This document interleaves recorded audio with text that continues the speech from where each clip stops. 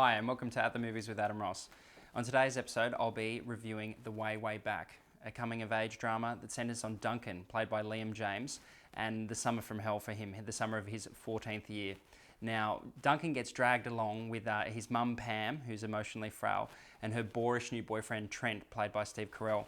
Now, this summer vacation seems like it's going to be the worst year of his entire life, and that all changes when Duncan gets to meet Owen, played by Sam Rockwell, a incredibly irresponsible owner of a local water park, and the two strike up a kind of very unusual friendship. Now, coming-of-age films, you either kind of get them or you don't, and I've reviewed this with other critics, and I thought The Way, Way Back was good, but I didn't think it was great. Some of the other guys seem to really, really love it. Now, my issues with it are probably Duncan, played by Liam James, is a bit of a wet blanket as a character, and you can see his arc, and a lot of these coming-of-age movies are about a delicate wallflower who learns to be more assertive and learns to, confront the people in his life that are stepping on him.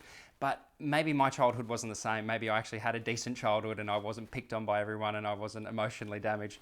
So I find these movies kind of repetitive, and I think The Way, Way Back has got a lot of things, a lot of the staples that we've seen in the coming-of-age genre before. Recently there was The Perks of Being a Wallflower, a film that I think is a little bit better than this, a little bit darker, but this is helped enormously by its great cast. You just have to look at that poster there to see all the great names on it. Alison Jane is really good as an alcoholic neighbour who is an oversharer and says everything that she shouldn't. But this is really, this film, it gets an extra star just for Sam Rockwell. Now, Sam Rockwell has been an amazing actor for years, and the minute he showed up on screen in The Green Mile, everyone's like, who is this dude? He's so good, he's so charismatic, and this is one of his most charismatic roles, which is saying something. So he completely owns this movie as Owen, and you just want to spend more time with him. So the scenes that Duncan shares with Owen are definitely the best in this film. It's directed and written by Jim Rash and Nat Faxon, and you probably know those guys actually, because Jim Rash is the dean on Community, the little nerdy bald guy, and Nat Faxon has played some douchebags. He's a character actor in a lot of films, including Kip in Orange County. So these two guys are writing partners, and they wrote The Descendants a couple of years ago, which they got an Oscar for their troubles. So I think The Descendants is a better film than this, only because that was directed by Alexander Payne, and he's a little bit more subtle.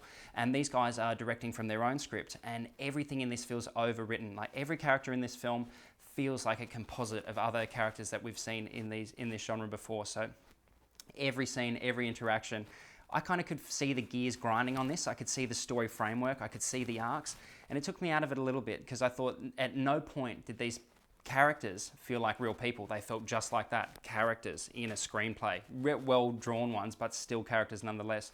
And all of the interactions, none of them felt like those of real human beings. But there is some surprising moments in this, even though it does seem to hum along predictably for most of its runtime. Steve Carell provides most of those moments because he's playing hugely against type as this arsehole Trent. So look, The Way, Way Back I think will please most people. I wasn't completely taken with it, but it's definitely worth checking out, especially for Sam Rockwell's performance. So I would give The Way, Way Back 3 stars.